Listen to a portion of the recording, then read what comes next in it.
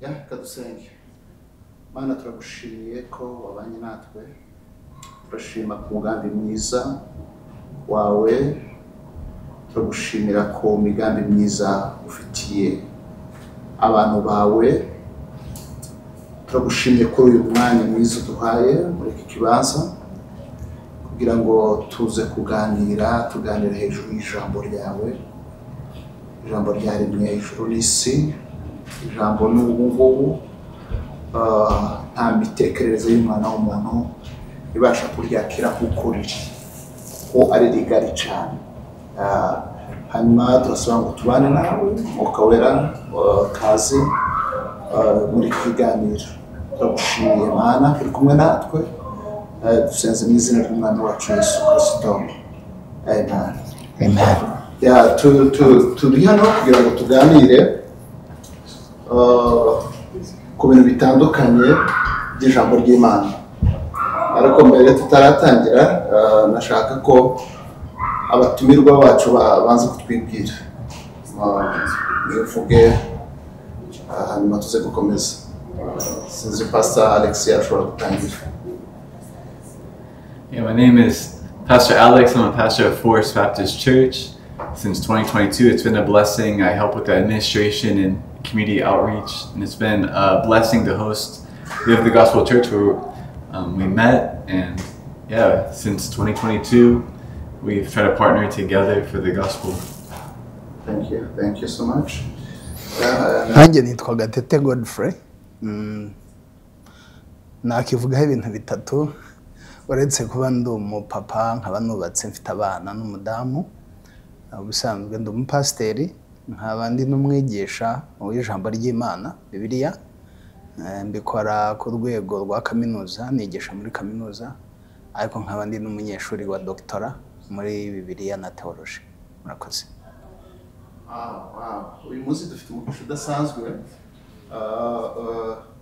Turi kumwe na Pastor Alex nk'uko amaze kubivuga, na Pastor Gatete Godfrey.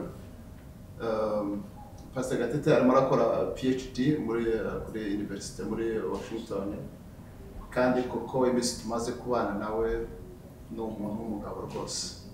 Pastor Alex nawe ni umuntu abantu b'iwacu cyane bakunda, abantu bava muri Israel, bafite inkomoko yiriye muri Israel. Urumva tugiye kuganira ibintu by'Imana, Imana y'iwabo. Mbere yuko tuza gukomeza nyine mu kiganiro tuza kuganiramo, twashaka kugira ngo mutubwire Bibiliya ni iki, kubera iki abantu bagomba kwiga Bibiliya, nta mateka yayo, kuko hari ibitabo byinshi abantu benshi uganira nabo barakubwira ngo nta kamaro Bibiliya iravuga amakuru y'amateka yashize. Abandi barakubwira ati nta mpamvu yo gusoma Bibiliya, kubera ko asoma Bibiliya cyane. Abandi banayisoma nabo ntibabyumve, kuko ntibabyumva, ntibabyumva. Ni gute yaje kugira ngo uze kuba Bibiliya? Ibi gitabo byose mu magambo make. Murakoze. Bibiliya turimo kuganiraho, iryo jambo mu Kinyarwanda ryitwa Bibiliya rikomoka muri rumwe mu ndimi eshatu Bibiliya yanditswemo. Ubwo wenda turaza kurigarukaho ku mateka izo ndimi eshatu Bibiliya yanditswemo. Ariko ijambo Bibiliya ubwaryo rikomoka mu ijambo ry'Ikigiriki risobanura igitabo cy'ibitabo. Igitabo kigizwe n'ibitabo. Rero iyo uvuga Bibiliya uba uvuga igitabo kimwe, ngiki ni kimwe, ariko hakaba harimo ibitabo byinshi bikubiyemo mu gitabo. Ni Bibiliya amwe mu mateka yayo, nk'uko nari mbivuze, yanditswe mu ndimi ahanini ebyiri n'andi magambo make mu rurimi rwa gatatu. Izo ndimi yanditswemo Isezerano rya Kera n'Igiheburayo, ndetse n'ibice bimwe byanditse mu rurimi rwo bita Urwaramayiki. Urwaramayiki hanyuma isezerano rishya rikaba ryaranditswe mu Kigiriki. Izo nizo ndimi zavugwaga igihe abandikirwaga n'abandikaga bavugaga, indimi bavugaga bashoboraga kumvikanaho muri rusange. Ikaba yaranditswe mu myaka nk'igihumbi 500 Bibiliya. Ntabwo yanditswe ukwezi kumwe, ntiyanditswe umwaka umwe, ntiyanditswe imyaka 10, yanditswe mu gihe cy'imyaka 1500. Hanyuma yandikwa ikubiye mu masezerano 2, iryitwa isezerano rya kera cyangwa ryo hambere, hanyuma n'isezerano rishya. Ubwo rero nk'uko nabivuze ko ari igitabo cy'ibitabo, isezerano rya kera rikaba ririmo ibitabo 39, isezerano rishya rikaba rigizwe n'ibitabo 27. Muri icyo gihe cy'imyaka 1500 yanditswe n'abanditsi 40, bagera kuri 40. Abo banditsi 40 bose barahuza mu myaka 1500, barahuza. Ubutumwa burimo ni bumwe, ni umugambi w'Imana wo gucungura ikiremwa muntu, umuntu yaremye yakunze uhereye igihe yamuremaga kugira ngo azagere n'iherezo ry'iteka. So ni inkuru imwe, igitabo kimwe cyonyine ku isi cyanditswe imyaka myinshi cyane, kikandikwa n'abanditsi benshi bagera muri 40 mu myaka 1500. Kikaba gifite inkuru isa imwe, wayisoma mu rurimi rw'isezerano ryabanje cyangwa iryo twita irya kera. Igituma bamwe nanga kwibanda cyane ku rya kera no kubavuga ngo ibya kera ntibindeba, ariko iryabanje ukagera no muri rishya, ayo masezerano yombi yahuje usanga ari ubutumwa bumwe, ni inkuru imwe ivuga ku rukundo rw'Imana ku kiremwa muntu, kugicungura no kugiha ubuzima bw'ubuziraherezo. Ni ukuvuga ngo Bibiliya yanditswe imyaka 1500 kandi yandikwa n'abantu barenga 40. Kandi bose nabo umwe ashobora kuba yabaga mu kiraro, uwundi yabaga mu ruzi ari kuroba, uwundi ari ku ishuri, uwundi ari ahandi hatandukanye, ariko bose bandika igitabo kimwe, bandika kimwe, barahuza kandi gifite intego imwe. Ni igitangaza. Nuko imyaka ari abantu batumva byenda imyaka 1500 bagira ngo ikintu gito. Itekereza ko iyi Amerika turimo igize imyaka 250. Ni ukuvuga ngo ugende imyaka 1500, igitabo kimwe umwe yandike mu myaka 500, undi yandika ikindi, urya wanditse yarapfuye adaheruka, n'abandi n'undi agapfa, n'undi bataziranye, ariko abo bantu bose bakaza guhuriza ku kintu kimwe. Wenda nongeyeho gatoya, abasoma Bibiliya, iyo ubonye igitabo cy'ibyahishuwe cyangwa biriya bitabo 5 bibanza muri Bibiliya yacu, Itangiriro, Kuva, Abalewi, Kubara, Gutegeka kwa Kabiri, ibyo bitabo byanditswe ahagana mu 1450 no kugera mu 1410 mbere yo kuvuka kwa Yesu. Yesu agize imyaka nabagize 2000, abayeho abigishwa bandika isezerano rishya ni imyaka 2000 hafi, biburaho gatoya niho banditse Bibiliya isezerano rishya. So urumva yuko iyo ubaze 1440 kuva kuri Mose ukagera kuri Yesu, hanyuma ukava ni 1500, kuko n'abigishwa ba Yesu banditse ahagana muri za 60 70 mu kinyejana cya mbere. Urumva iyo igihuje na cya 1440 bihuta bihwaniramo ko ari icyata. Kandi ni igitangaza kuvuga ngo ikintu cyanditswe imyaka 1000 hafi 2. Ubu ngubu kuko Bibiliya yanditswe urumva mbere ya Yesu na nyuma ya Yesu ho gato. Ni ukuvuga ngo kugeza n'uyu munsi muri 2025 Bibiliya ntihindurwa, ni amagambo uko yanditswe uko barya abantu uko babivuze, kandi biracyakomeye. Ahubwo n'abanyabwenge bandika ibitabo uyu munsi ngira ngo nicyo gitabo ca mbere mu bindi bitabo byose bamaze gusoma cyane, kandi bikurwaho amatopike. Ugiye muri filozofi, ugiye mu bintu byose usanga Bibiliya byose igenda ibikurira. N'uyu munsi iyo ugiye gusoma nonaho ugugurinze, abantu bose bazi Google, barayimenye, Google yaramamaye. Ukayibaza igitabo cya mbere gisomwa ku isi, gifite abasomyi benshi ku isi kurusha ibindi byose ni Bibiliya. Kandi ni igitabo kimaze iyo myaka kiriho, ariko gishobora gutera abasomyi bose amatsiko kugisoma. Na nyuma y'imyaka 2000 igitabo cya nyuma cyanditswe, hakaba hakiri abantu benshi, uruvange rw'abantu benshi mu ndimi zitandukanye, ku migabane y'isi itandukanye basoma Bibiliya. Pastor Alex, sinzi nimba aricyo ushaka kuvuga kuri Bibiliya. Urana iyo myaka 1500 yanditswe, abantu 40 bacyanditse bataziranye.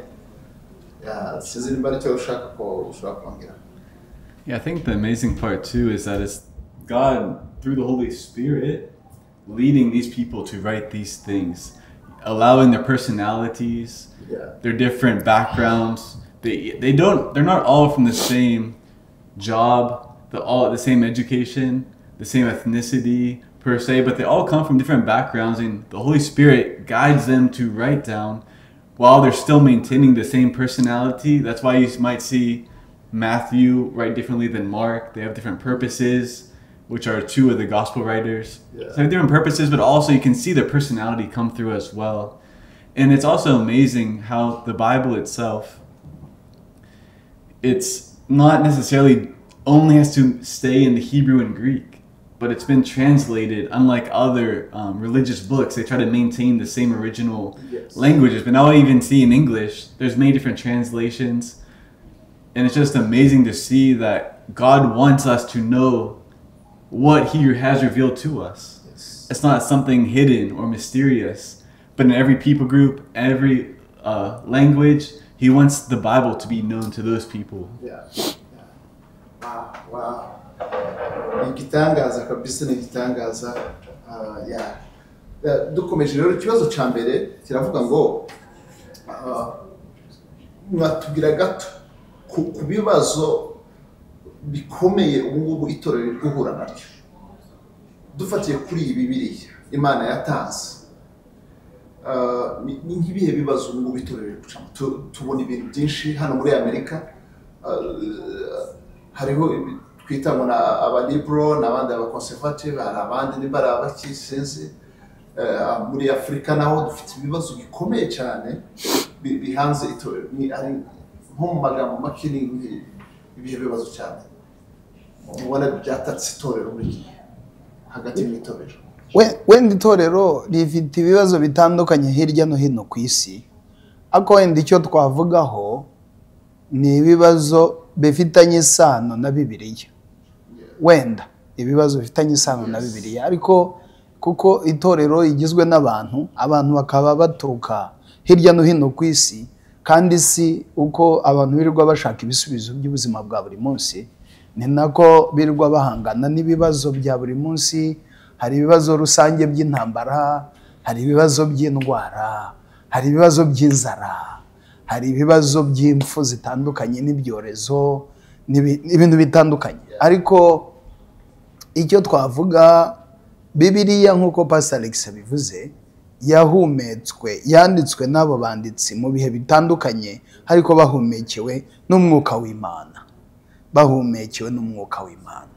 Imana yarebye isi, abatuye isi, iravuga ngo reka nyobora abantu babo bandike ijambo ryanjye mu rurimi bumva, hanyuma ribagezweho, baryumve, ribahumurize, ribakize, baryumve, bamenye ubushake bwanjye, babeho nk'uko ubushake bwanjye buri.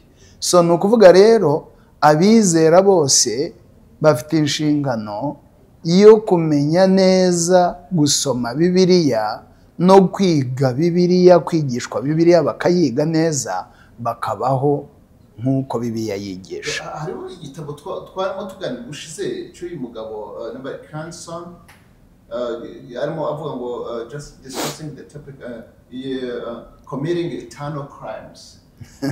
Ibyo nta nubwo yarimo bivuga arebeye hanze y'itorero, ahubwo yarimo avuga ibiri kubera indani mu itorero. Ubwicanyi buri kubera indani mu itorero kandi bukozwe n'abantu bo mu itorero.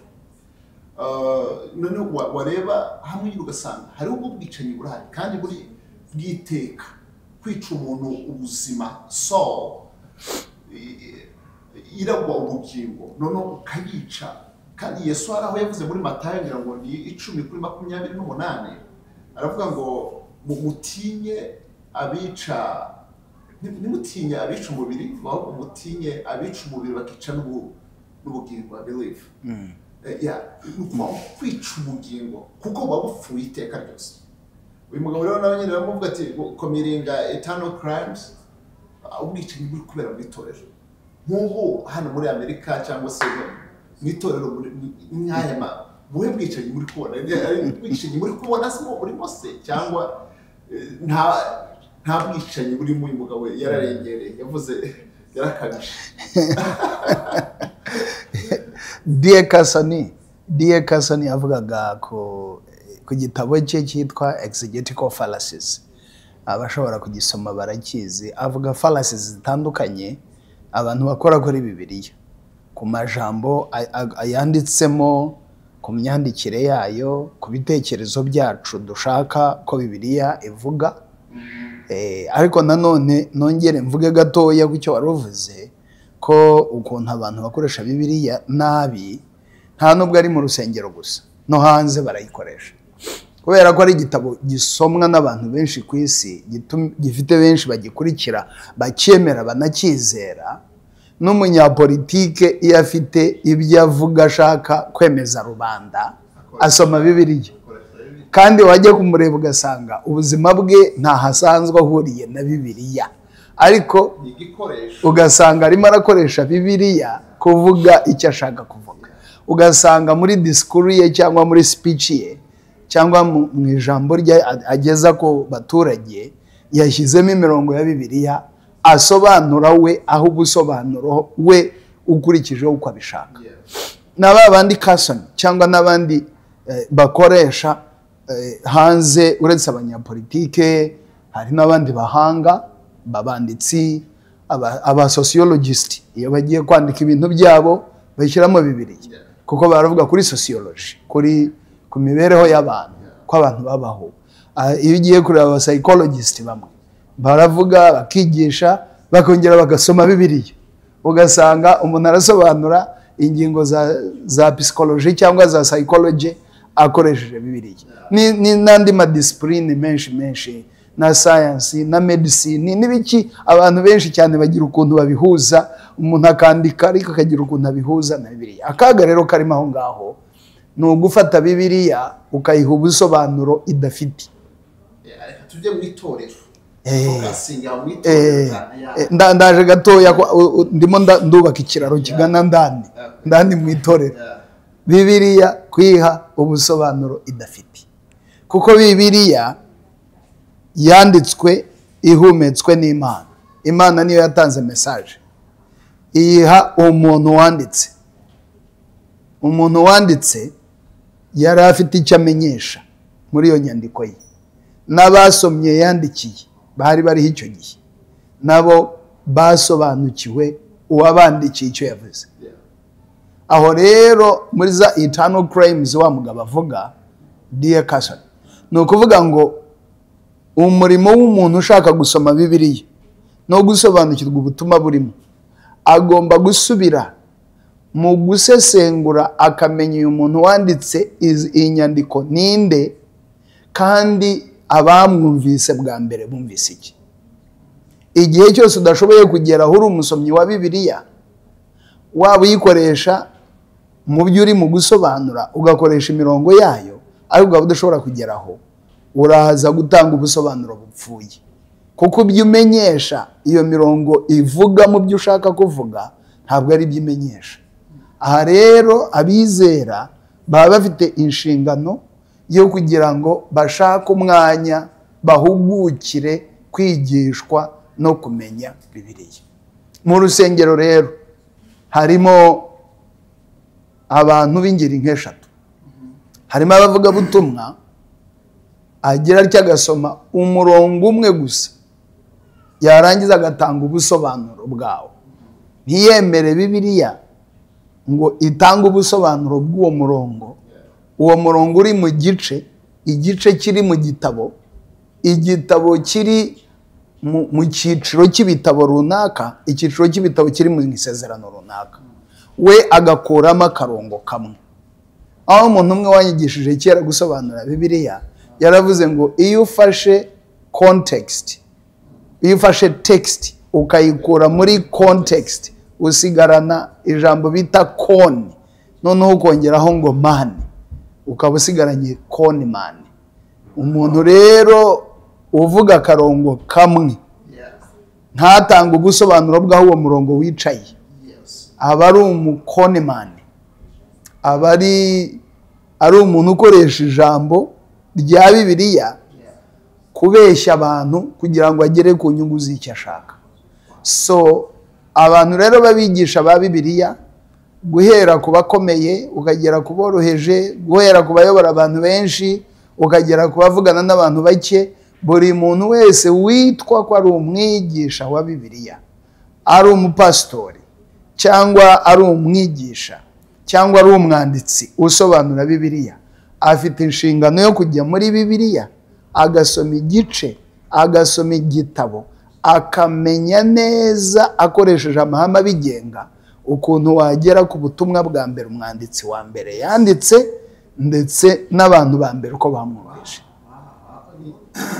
None umuntu agiye mu matorero ubu ngubu urareba umuntu arafata gusa agasoma nyine nk'uko waruvuze, yarangiza we uko abyumva akaba ari byo avuga. Noneho abantu ni ukuvuga ngo urabivuze ati azaba ni ugutanga ikinyoma. Ni ukuvuga ngo rero ibi abakirisitu baba bahawe ikinyoma mu gihe batahawe package yuzuye ijambo ry'Imana. Ni ukuvuga ngo baba bagiye guhabwa ikinyoma kandi cica n'uburozi. Ni ikibazo gikomeye kabisa. Iyo twigisha ibyitwa gusobanura Bibiliya ku bantu rusange cyangwa n'abanyeshuri ba kaminuza, turavuga ngo umuntu arasoma akajya ku ntambwe ya kabiri yo gusobanura yitwa interpretation.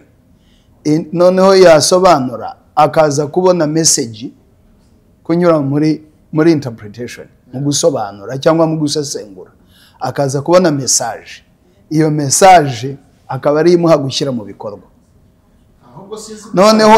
Noneho rero iyo usomye akantu ukagakura mu ijambo kicayemo, mu iriba ry'iryo jambo ry'ako kantu usomye, ukagakuramo konyine ukakajugunyira abantu, ugahita ubabwira uti mukora ibi ngibi, uba uri mu kubigisha ubuyobe. Niyo bagiye gushyira mu bikorwa, baba bagiye gushyira mu bikorwa ubuyobe cyangwa inyigisho zipfuye cyangwa inyigisho z'ibinyoma. Ahubwo nibyo ubushize hari umwana twakoranaga nawe arambwira ngo pasiteri wiwe yari umugabo, yari umugabo, none waje gusanga yaradanganyitse, atari umugabo ahubwo ari umugore. Bajya kumukorera ibira by'aba transgender, baramuhindura aba umugore, atangira kwambara imyenda y'abagore, azabagore, kandi akomeza kuba umupasiteri, kandi bakoresheje Bibiliya uko nyine bivuze ijambo ko Bibiliya ivuga ko Imana ni urukundo. Hirya y'urukundo nta Mana ihari. Nabo bagafata ko Imana ari urukundo, rero rugomba gukunda abantu bose.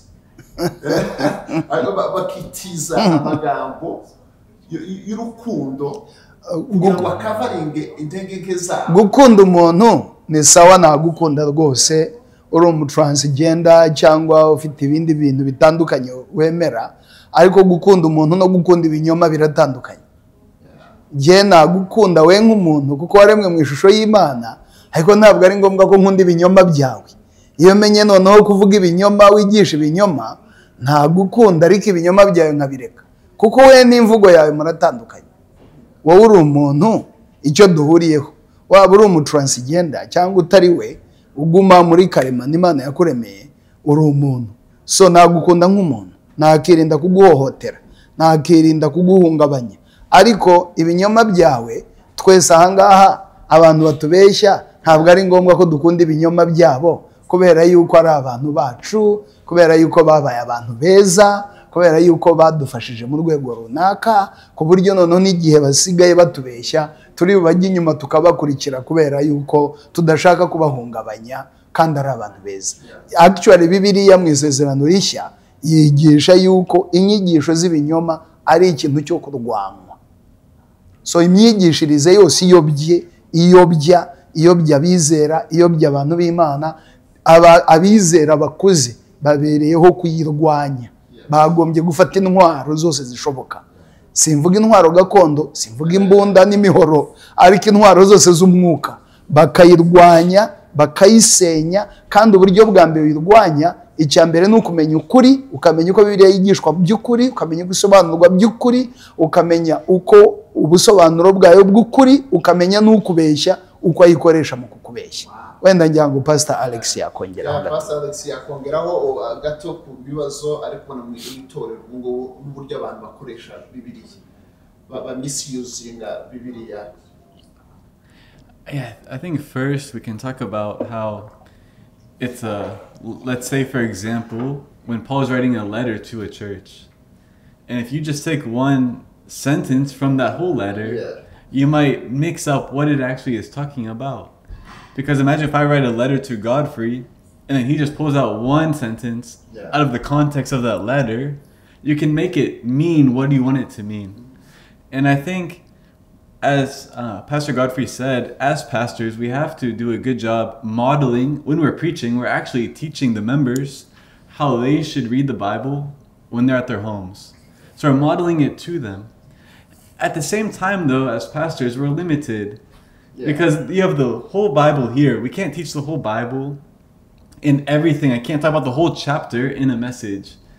So we have a challenge as pastors to demonstrate exactly this faithful reading of every chapter. We just teach on the ones that we can. In a year, maybe that's 50 sermons, maybe you have Bible studies. But the reality is we're just trying to give our members tools to use so that when they're at their home, they can faithfully read the Bible in its context, seeing it as a letter, reading it chapter by chapter, not just pulling out verses here and there.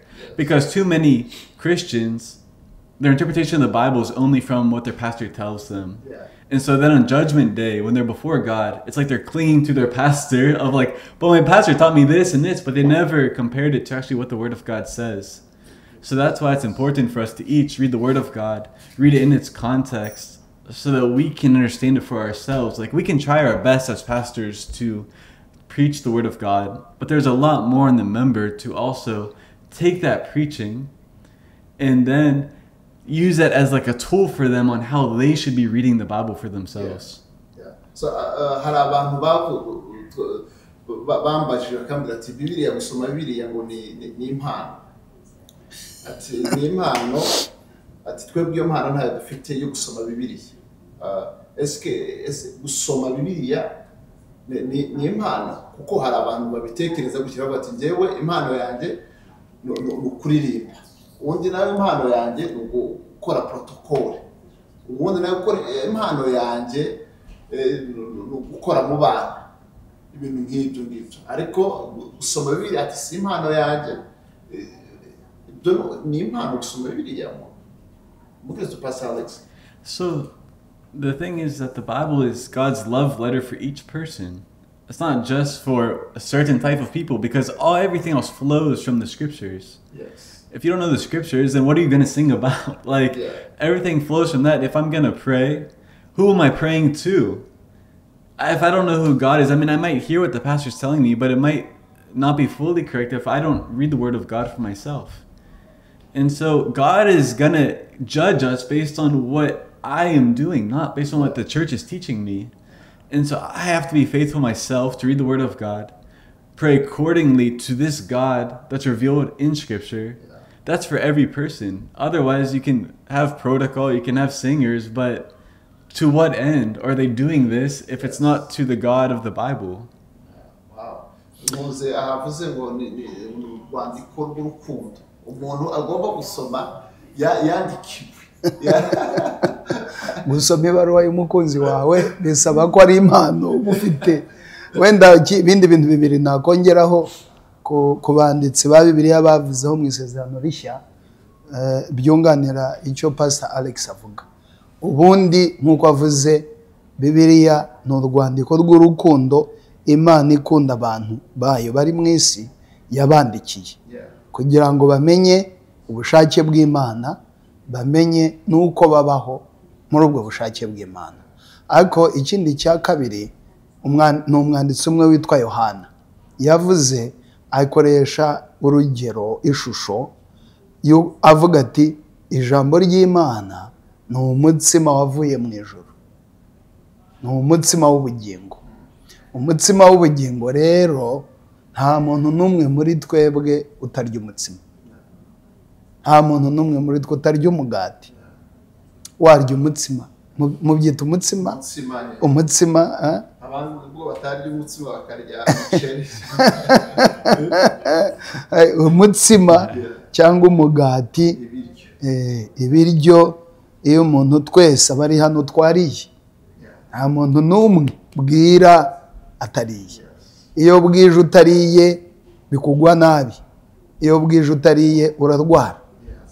So mu ijambo ry'Imana niho umuntu wese wizera Imana wavutse ubwa kabiri kuva nimugoroba cyangwa mu gitondo cya none agomba kubaho arya uwo mutsima, agafashwa na ba bantu bakuru yasanze mu rusengero kumufasha kumenya aho ari buhere kugira ngo bitamugora.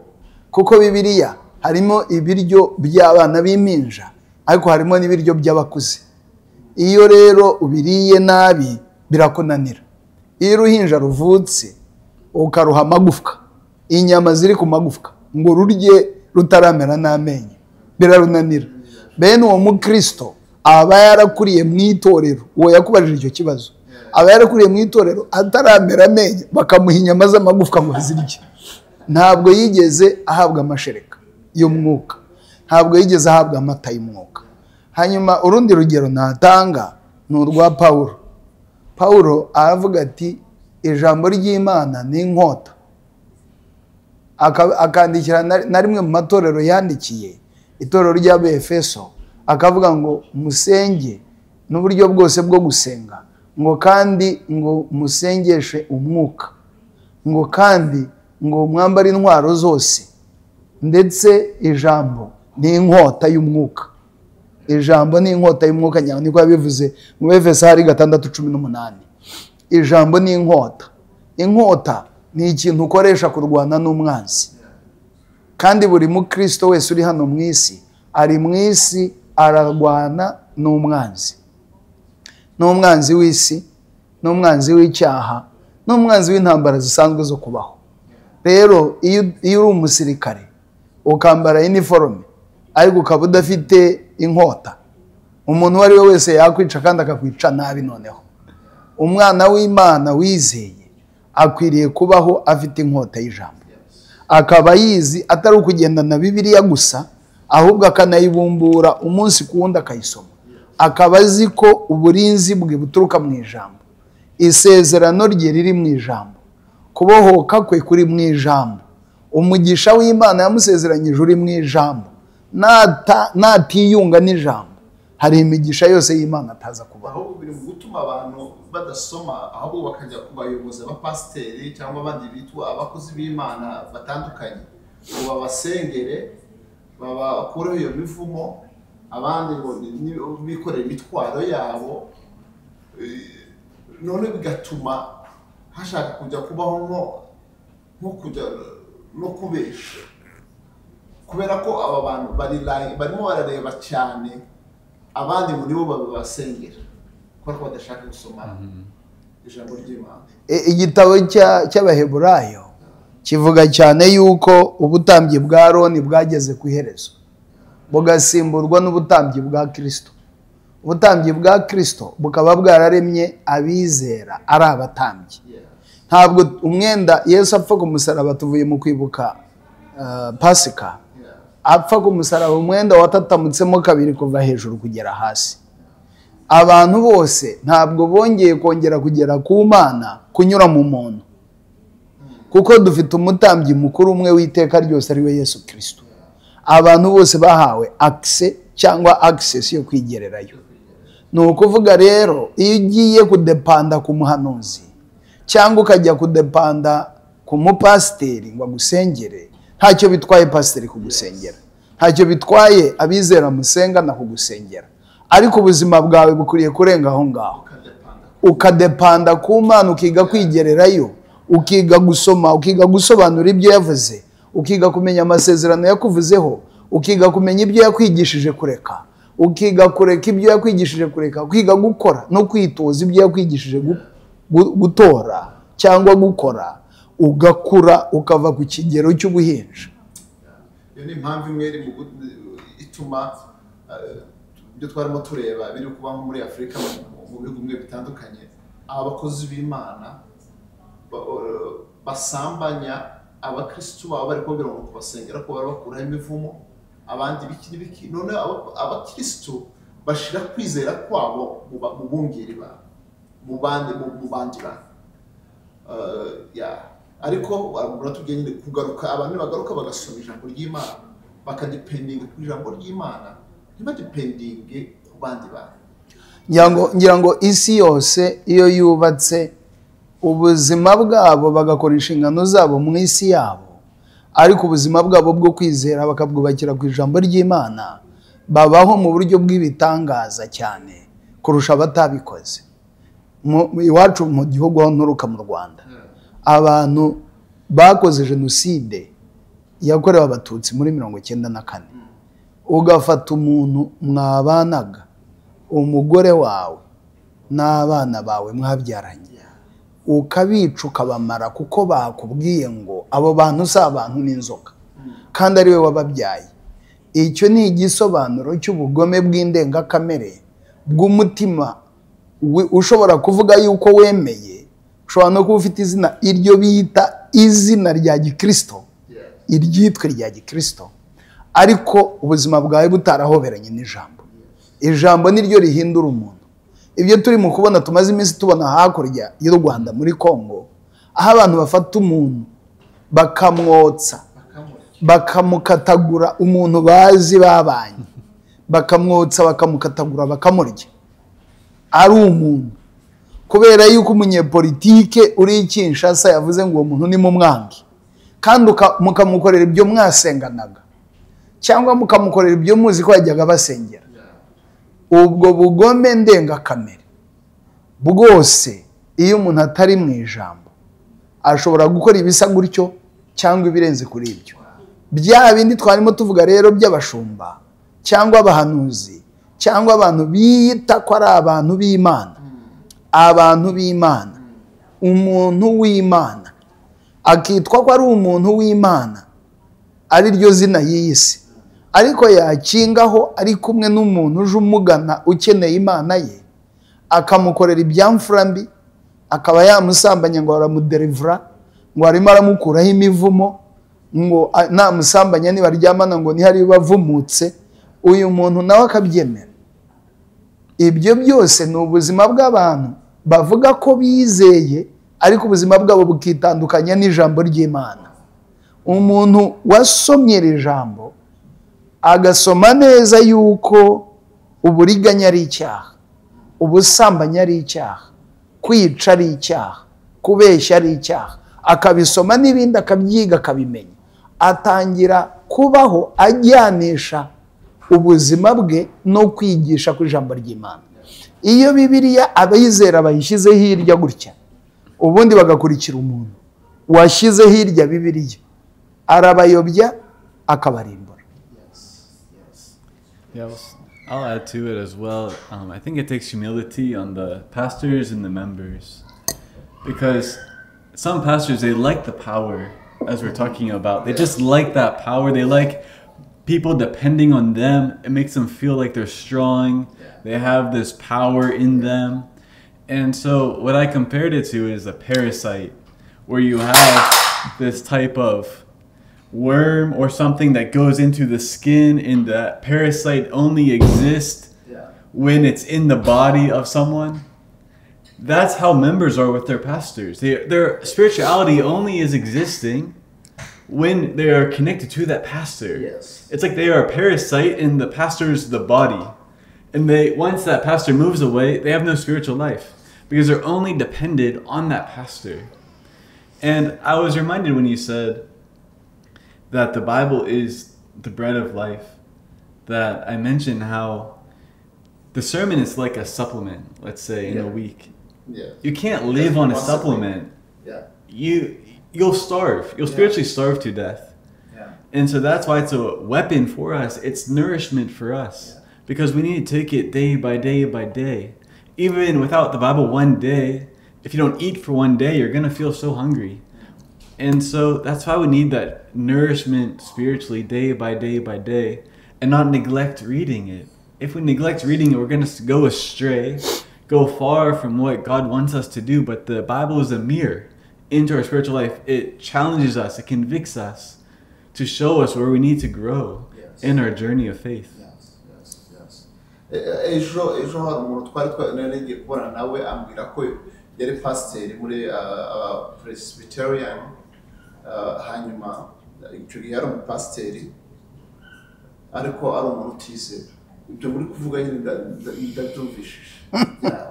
Umuntu atarahoberana n'Imana, atarahoberana n'ijambo ry'Imana, nubwo yaba afite titre, yaramubwira ni umugabo ajya muri Afurika kenshi, afite organization ziwe, afite amasenesi, ariko akabwira ati nambaraga ikanzu, sinzi ibyo bambara ntabyo, akajya kuvuga ijambo ngo ariko atizera n'Imana, kandi ngo ari mu manyanga, afite ibintu by'amanyanga. Ahita atangira kujya muri process yo kudivorce. Umudamu wiwe ku mahirwe aza guconnectinga n'abandi bantu b'abakristo basenga Imana, barasenga. Umudamu arahinduka, ati murebye gutya nkabona umuntu yarahindutse, kandi nta jambo yambwiye. Abana mu nzu batangiye kubona umudamu yarahindutse, mama we yarahindutse. Ati nyuma baza kunsaba, ati se baza tugasengana nawe. Ati twebwe mu bisanzwe nta muntu wemera gusengera, aho gusengera kubera iki? Abantu bafite Bibiliya, uwo ni pasiteri wize, ariko Bibiliya arimo arayisobanura, izi bayihaye ukundi kuntu bazisobanura, kubera ko atarahura nayo, aba muri ubwo buzima kandi ari umupasiteri. Kugeza umunsi ngo yambwiye nyine ukuntu yari yicaye, ukuntu byagenze, aza guhinduka ubu ni umukristo mwiza. Ikibazo rero nshaka kubaza aha ngaha, ni ayahe makosa abantu bakora mu gusoma Bibiliya cyangwa se no gusobanura Bibiliya? Iyo umuntu ari gusoma Bibiliya, ariko nari kubaza n'ikibazo aho, kubera iki abantu badasoma Bibiliya? Abantu baragerageza gusoma, akavuga ati hari usoma akabwira ngo ntabwo ari kumva, ngize igihe nsoma Bibiliya ariko ntabwo nyanumva. Ibyo ngibyo abantu ntibumva Bibiliya. Nanjye ubwanje hari igihe kimwe nasomaga Bibiliya, ngasoma ariko sinumva, nkumva aya mateka ariko sinumva. Ni ayahe mistakes abantu bajya bakora mu gusoma Bibiliya, bamenye byenda gusoma no gusobanura? Yeah, I think the first thing I would say is that the Bible, we're not the immediate audience to the Bible. The Bible is written to specific people. Now, obviously, it's written for us, for our benefit. But we're not the immediate, like Paul wasn't writing this to Alex, or to Momre, or to Pastor Godfrey. It was written to those specific people. Yeah. And so sometimes the mistake is, if I think it's written to me, we forget that this was written to a specific culture, in a specific language. And I just think I'm reading it with my American mindset. Yeah. It should challenge my American mindset. I shouldn't just think, oh, Paul is an American writing to me. So sometimes we just assume that there's actually this closeness, too close between the author and me. Yes. which is good in a way of we want to know the benefit for myself. But we have to first understand what Paul or what the writer is saying to that specific audience first. And then we can talk about other things about seeing Christ in the scriptures and seeing as we talk about the context, Yes. seeing this in the Old Testament, New Testament, what genre, because it's a book with different genres. It has narrative, it has parables, it has apocalyptic literature, it has prophecies. So you can't read a narrative like you read a poem. We don't do that in other non-Bible books, but yet we approach every book of the Bible the same way. Yes. So then if we treat a poem the same way as a narrative, we're going to get into problems. And so we just have to understand there's different ways of writing in the scriptures, and try to figure out and learn about who the audience that person is writing to. Because they're talking about these cities, these locations that are not in America. They're not in Africa. Some of them are in Africa. Not all of them are in Africa. They're in the Middle East. Yeah. And so we have to try to figure out the culture, the context. And so that takes some work for us. But thankfully we have commentaries. We have different things that we can learn from. We can learn from pastors. We can learn from each other. But yeah, we have to realize first of who the author is, who the audience is, and then try to figure out from there how it can apply to me. Wow. And hanyuma wenda icyo nakongeraho nigeze kwivuga ko ndi umwigisha wa Bibiliya, ndi umwarimu wa Bibiliya, twagerageje nigisha ku rwego rwa kaminuza abantu kuba babona degree cyangwa hejuru yaho, ariko nakubwiye ko wigeze kuvuga urugero rw'umuntu warangije muri theology cyangwa muri Bibiliya ariko akaba umupasitori adakijijwe. Kuko buriya kwiga Bibiliya na theology ntabwo ari byo biguha agakiza, ariko ijambo ry'Imana riri muri Bibiliya uryumvise urizera ugakizwa. Ariko iyo utarakizwa ubwenge bwa Bibiliya, kugira ubwenge bwa Bibiliya na theology ntabwo biba bihagije guha umuntu agakiza, kugeza igihe wizereye ibyo wumvise ukemera ko ari ukuvuga ko Imana kubereyeho guhindura ubuzima bwawe. Ni nacyo twita kwizera, ubuzima bwawe ukabwegurira Imana.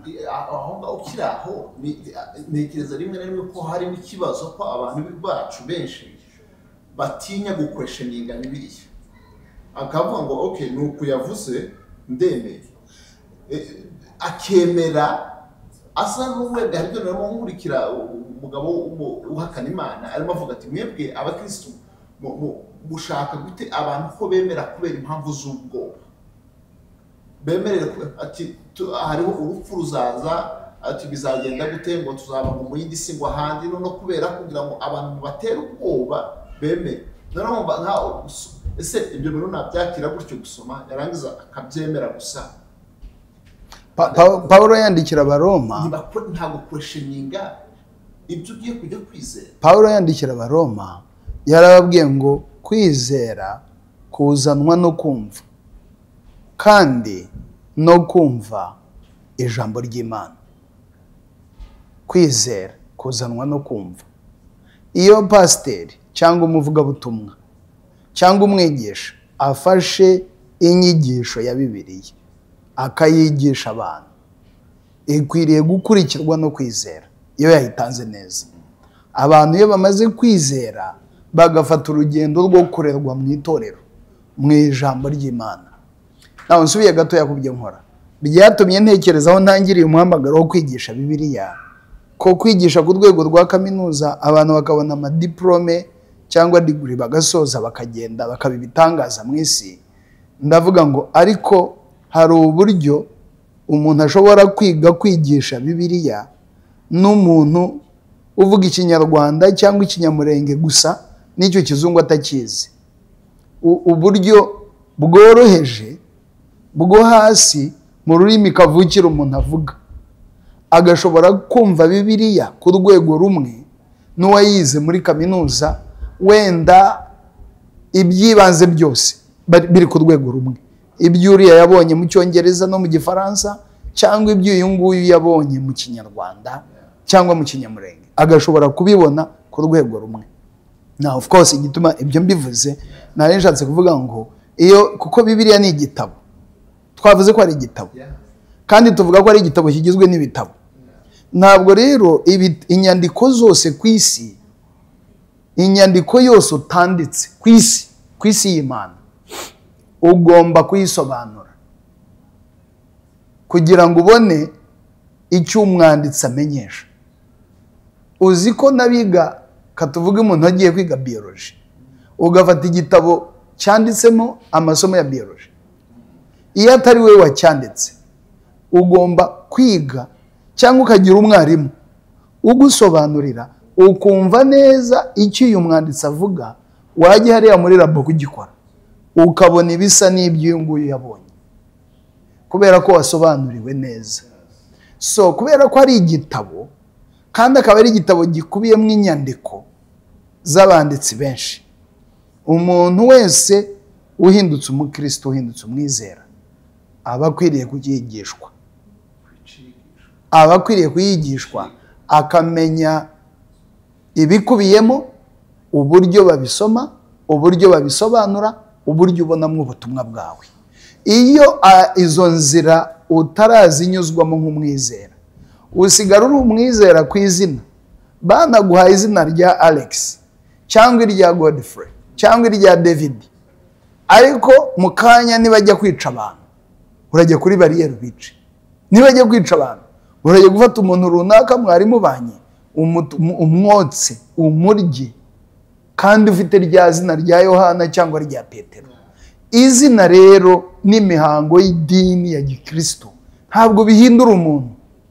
Imbaraga zihindura ubuzima bw'umuntu zikamukura mu bubi zikamuhindura umuntu mwiza ni imbaraga zituruka mu ijambo ryigishijwe neza, rikigwa neza, noneho ukamenya ayo mahame yose. So amakosa rero nayaye, icyambere ni ukudasoma kuko imico yacu nk'abirabura tuvugishije ukuri abantu basoma ni bakeya, dusoma gake gashoboka. Icyambere rero ntabwo dusoma.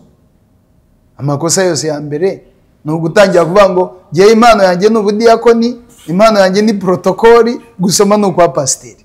Aho ni ikosa rya mbere. Ikosa rya kabiri ni ugusoma ijambo ukarikura aho ryicaye, ukarikura mu gitereko cyaryo, nturisome ngo usubireyo umenye ubusobanuro bw'aho ryicaye, ahubwo ukarikuramo ugashaka kuriho ubusobanuro bwawe. Iryo ni ikosa rikomeye. Iryo ni rya rindi wa mwanditsi twahoze tuvuga yitwa ngo committing eternal crime.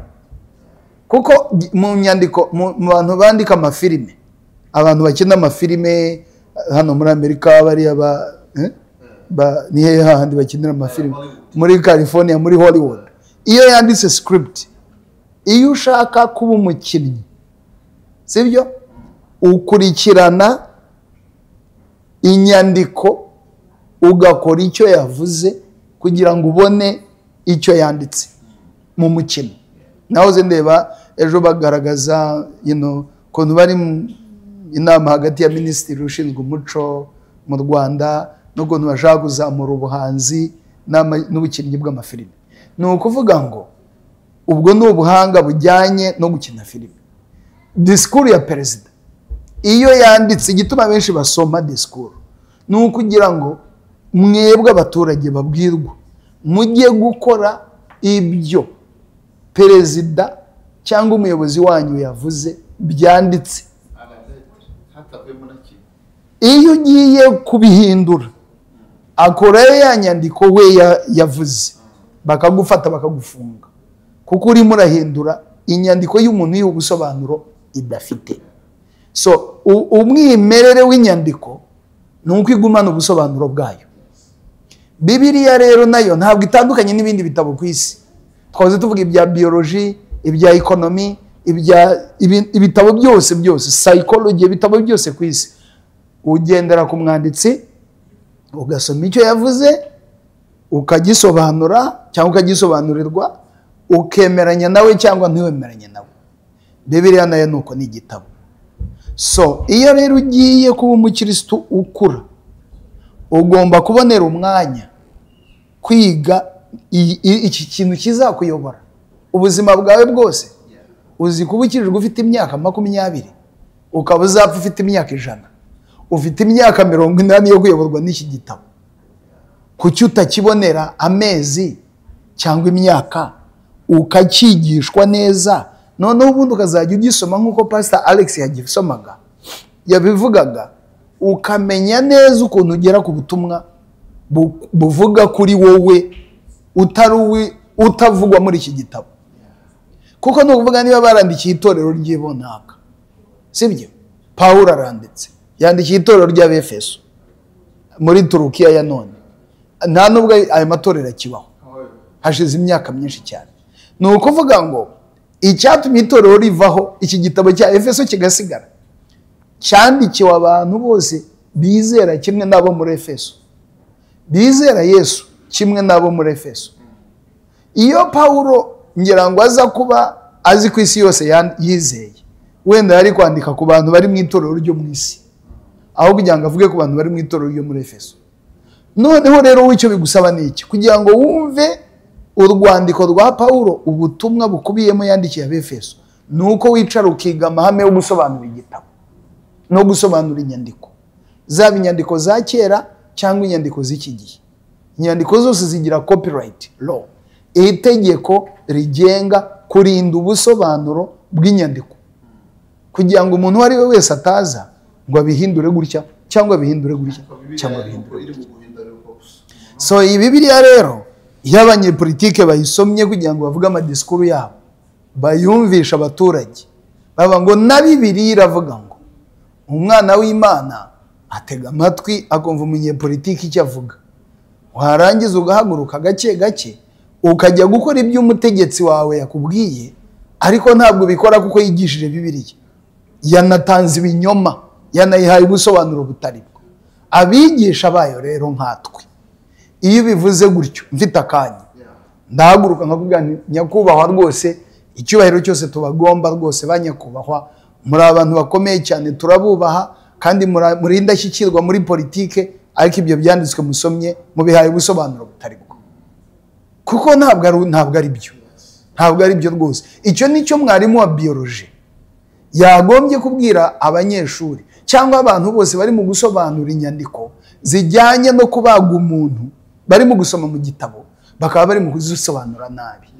Icyo nicyo umunyamateka, umuntu wazobereye mu bintu by'amateka yagombye gukora. Iyo abantu bari mu kugoreka amateka, harahaguruka akavuga ati dore icyo amateka avuga, dore uko byagenze. Nk'umuntu rero ushinzwe kwigisha amateka, agahugura, agakosora, akagarura ku murongo ba bandi bashaka kugoreka amateka.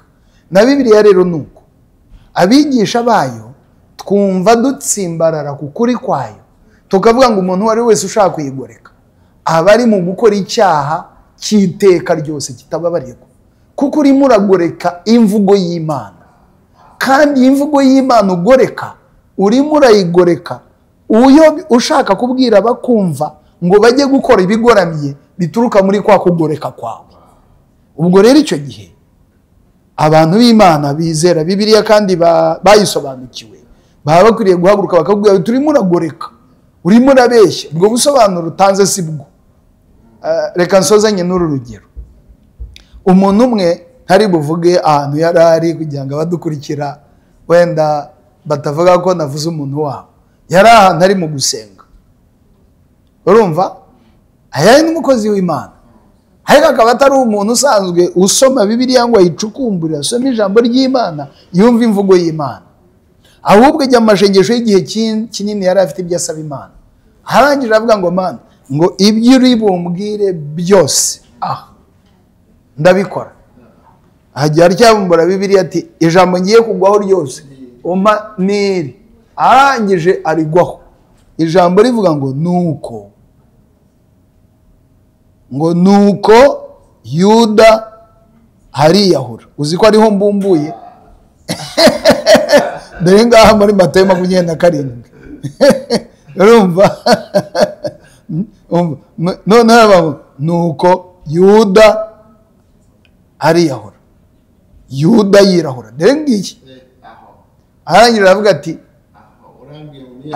ati Mana rero ubu ngubu nk'uko Yuda yiyahuye nanjye uburambwe ngo niyahuye, amanika umwenda ariyahura, baraza basanga yapfuye, ariko yabanje kwandika inyandiko avuga ati nandi mu mashengesho y'iminsi myinshi Imana irambwira ngo niyahure, none mutaza kugira ngo hari ikindi. Nasomye umurongo asiga Bibiliya ibumbuye ayishyira hano, arangije amanika umwenda yari afite ariyahura. Uko ni ugukoresha Bibiliya kuyigoreka ukayiha ubusobanuro idafite, warangiza ukagoreka ubuzima bwawe ukabushyira mu kaga, cyangwa ukaba wabushyira abandi mu kaga nk'ibyo twumvise muri Kenya. Umupasitori yishe abantu 250 abicisha inzara ngo bajye guhura n'Imana. Muri Uganda umupasiteri yakize abantu mu rusengero ashyiraho esanse hejuru arabatwika ngo bajye guhura na Yesu, kandi we ntiyagenda. Urumva kandi abantu babizi ko bagiye gusha ngo bapfe. Mu Rwanda nyuma ya jenoside mu ntambara y'abacengezi abantu basomaga ibyanditswe byera bakavuga ngo mubatsembe mubamare Uwiteka yababagabije. Ubwo barimo barabwira abahutu gutsemba abatutsi. Mayimayi nayo ikoresha Bibiliya irasenga.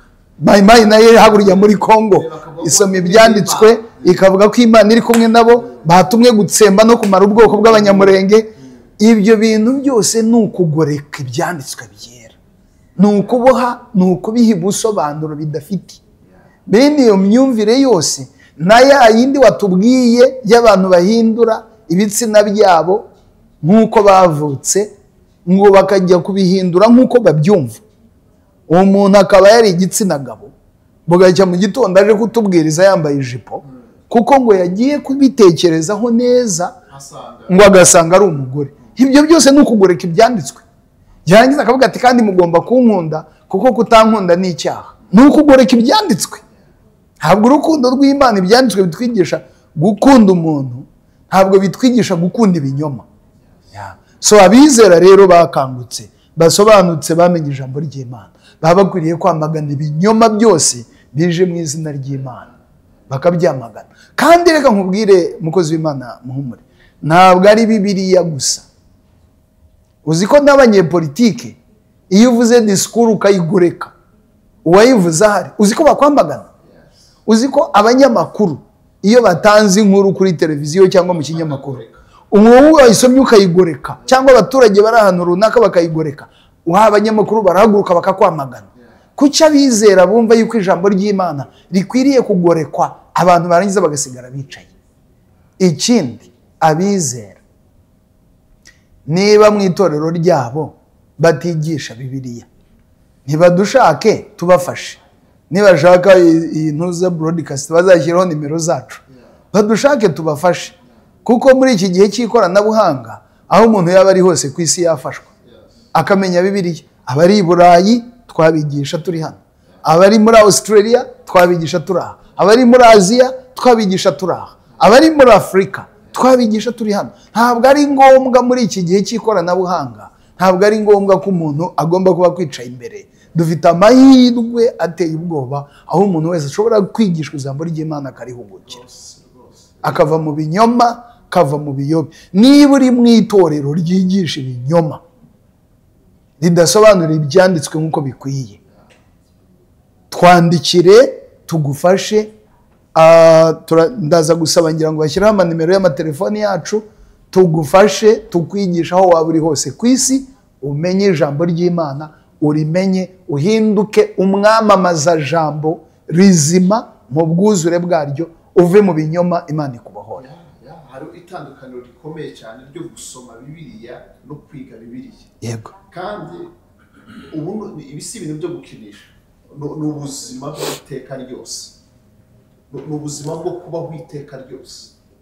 Ibindi byose abantu babyiga matematike n'ibindi, ariko ni ibyaha bifite kurangira, ariko ibindi byo ni by'ubuzima bw'iteka. None nashaka kubaza Pastor Alex, ngira ngo wari wanabivuzeho gato, nizihe amakeys zo kuinterpreta, zo gusobanura ijambo ry'Imana what are the keys to interpreting the word? I want to go back before too, that we can use. I mean, a key is learning it like as an academic type of thing, Okay. where we are learning about what type of book it is, when it was written. Is it before Jesus or after Jesus? We can look at those things. We can try to connect the language of it, of Peter versus Paul versus the gospel writers. It's also a spiritual exercise as well. The Holy Spirit is our advocate.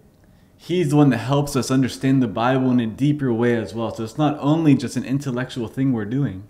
This is a spiritual thing. And why would we want to miss out on what the God of the universe wants to tell us? Yeah. What he has written for us. So I want to include in this thing that it should be a joy for us to read it, because it's what the God of the universe has written for us. And so we should remove any hindrance of I'm not smart enough, I don't know enough. Yeah. But it's a day-by-day journey with the one who has saved and redeemed us. And so that should encourage us when we have the Holy Spirit with us. And so those are some keys as well. I just don't want to miss out that it is a spiritual journey that we're taking.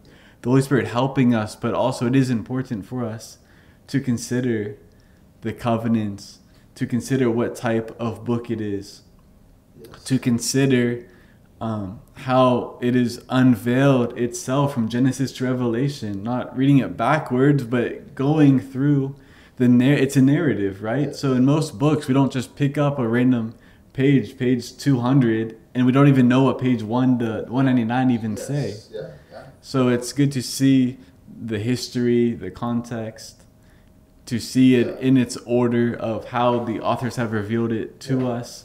But also it is a spiritual exercise for us too. Ngira ngo Bibiliya irimo yandikwa. nyangwa icyo nakongeraho gatoya Pastor Alex icyo avuze ni byiza kandi ayo ni amahame nk'uko wari umuvuga ngo amahame y'ingenzi gusobanura ibyanditswe. Yeah.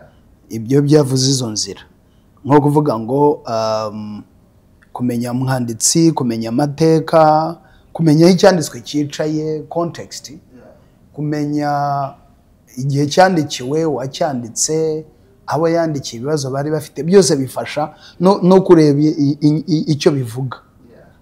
Ibyitwa literal analysis, kureba icyo uri mu gusoma icyo cyanditswe. Niba ari umurongo wa 5 wari guhera ku wa mbere wenda ukageza ku wa 10. Kureba kugira ngo ubone aho cyicaye, ariko kurebe nicyo kivuga, message gitanga. Ariko nyangikindi umuntu yakongeraho amahame yo gusobanura Bibiliya, wibuke ko ari ibitabo biri mu gitabo. So iyo ureba ibitabo, ibyiciro ibitabo bya Bibiliya birimo uko bipanze, mu kuvuga hari amahame agenga gusobanura ibitabo 5 by'amategeko, hari amahame agenga gusobanura ubwo ni mu Isezerano rya kera, hari amahame agenga gusobanura ibitabo 12 by'inkuru z'amateka, hari amahame agenga gusobanura ibitabo 5 bikurikiraho by'ubusizi cyangwa by'ubwenge, byitwa ibitabo by'ubwenge. Okay, hari amahame agenga gusobanura ibitabo 17 by'ubuhanuzi, kuko ubwo ni Isezerano rya kera rigabanyijemo ibyiciro 4.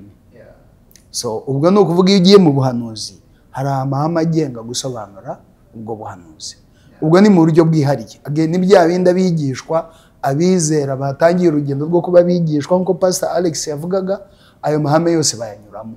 Noneho wagera mu Isezerano rya kera hari ibitabo by'inkuru nziza, Isezerano rishya. Wajya mu Isezerano rishya ugasanga ibitabo 4 by'inkuru nziza ndetse n'icya 5 kivuga ku mateka y'itorero. Then warangiza ukajya mu nzandiko za Paulo n'inzandiko rusange, noneho ukaza gusozanya n'ibyahishuwe. So hari amahame agenga gusobanura ibyahishuwe, bya bindi yavugaga byavuzwe mu rurimi ruteruye, rusa nk'amarenga, rusa nk'ubusizi, sibyo? Kubera yuko nibihe bari barimo, iyo wavugaga cyane weruye baguca mu mutwe. Hari ubwanzi bw'ubukristo bukabije ku isi. So ugasanga hari amahame agenga gusobanura izo nyandiko zose. Ni byiza rero nk'umwigishwa wibuka icyo nakubwiye. Niba ukirirwa ufite imyaka 20 ukaba uzabaho imyaka 100, ikintu kizakuyobora imyaka 80 kuki utakibonera umwaka cyangwa imyaka 2 ngo ukicareho umenye neza ikintu kizakugeza no mu bugingo bw'iteka ryose ugisobanukirwe ibyibanze. Ariko ni urugendo nk'uko Pastor Alex yavuze, gusoma Bibiliya no kwiga Bibiliya ni urugendo umuntu atangira akijijwe akageza apfuye. Ni inkuru y'urwandiko rw'umukunzi. Ni urwandiko rw'umukunzi. Umukunzi yakwandikiye Imana. Igihe cyose ukiri mu mubano n'uwo muntu uhora usubirayo ukajya gusoma ukibuka Imana. Kandi ni byiza kumva kumenya context, ukumva kugira comparison, kugira culture, umuco wari aho ngaho, impamvu byari bimeze. Kandi ikindi ho ukumwarimu bavuga ati ijambo ngira ngo barimo bandika Bibiliya ntabwo hari harimo amaverse ngo iyi ni verse, byari ibintu by'umuharamuro gusa kwari kwandika nta verse, ni ijambo byari kuza nyuma gushiraho amaverse n'amashapitre. Ibyo byari ugufasha abasomyi kugira ngo banamenye ukuntu umuntu yayifata no mu mutwe. Ariko ubundi ni ijambo. Ariko noneho rero ugasanga umuntu agiye kwitiza gusaka akantu nyine nk'ibyo byose kugira ngo agere ku nyungu ziwe ashaka. Tugana ku musozo turi hafi kurangiza. Ngira ngo mwabivuze dangers zihari mu nyigisho zitavuye muri Bibiliya. What are the dangers of following teachings that are not rooted in accurate biblical interpretation? What will be the dangers? So, a couple of dangers. I mean, this is your spiritual life. So, you're just joking with it if you're just joking with how you're reading the scriptures. So, you should take it seriously because we're talking about the God of the universe and what He has revealed to us. And so, these things, we should take them seriously because this is our spiritual life. It's our eternal life that we have. And so, we can't just joke with how we read the scriptures, but I think we need to take our faith journey seriously and really focus on not making these mistakes. I mean, a couple mistakes are thinking, I'm going to take this verse from the Old Testament, for example, one of the laws, and think I have to obey all 613 laws myself. So I take it literally, not seeing it in its context, where actually Jesus is the one that fulfilled these laws. And so it's not for me then to have to, for salvation, obey 613 laws. And so if you don't see it in its context, you might put this extra laws on yourself. And so we need to see the principle that the author is using in light of what Jesus has done for us. So it's easier to apply something from the New Testament than the Old Testament because that's after Jesus resurrected. But it's also being careful that we can go to two extremes. We just apply everything literally to myself, not even recognizing the culture it's in. Or I can just excuse it, well, that's their culture, my culture is different, so let me just do whatever I want. So we need to avoid both of these extremes of just applying everything literally to myself, not even recognizing the culture they're in, the time they're in. Or at the other extreme, just saying, that's for they were ignorant. That was over 2,000 years ago. We have a experience, we have evolved from that time. So we know better than they do. So let's just do something different than what actually the Bible says. And so those are a couple of things. So we need to see the Bible in its context, not just applying it immediately to me, but seeing the principle, seeing what was written, and then trying to figure out from there the principle, the lesson, and then how can we apply that to our culture today. There could be small differences between cultures in terms of, even if you give the example of modesty, but still there's a principle of modesty that's there that should be true for every culture. Yango n'ikindi nakongeraho dangers nubwo zimwe nazivuze kare ako nukongera gusubiramo buriya iyo umuntu avuze ibintu abisubiramo niho umuntu abyumva neza. Nawe tekereza gufata ubuzima bwawe ukajya mu modoka kuko wahawe imodoka, kuva ubayeho utaratwara imodoka, nta n'umushoferi urimo, warangiza ukajya muri highway zo muri Amerika cyangwa nushaka ugenda mu zo mu Rwanda cyangwa muri Congo, ujye mu muhanda kuva ubayeho nturatwara imodoka, igikurikiraho ni ikizi ntabwo